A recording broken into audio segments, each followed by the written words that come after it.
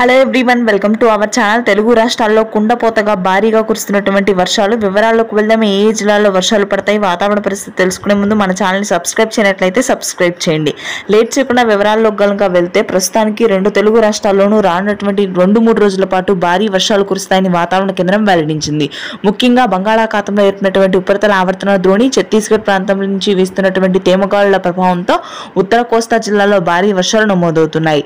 శ్రీకాకుళం, విజయనగరం, విశాఖపట్నం, పార్వతీపురం, మన్యం, అల్లూరి సీతారామరాజు, అరకు, పాడేరు, లంబసింగి, సీతమ్మధార, టెక్కలి ప్రాంతాల్లో ఈ రోజు రాత్రికి భారీ ఉరుములు మెరుపులతో కూడినటువంటి వర్షాలు కురవగా, ఇక గుంటూరు, కృష్ణా, కోనసీమ ప్రాంతాల్లో గంటకు 60 నుంచి 70 కిలోమీటర్ల వేగంతో ఈదురుగాలులతో కూడినటువంటి తేలికపాటి జల్లులు ఉండనున్నాయి.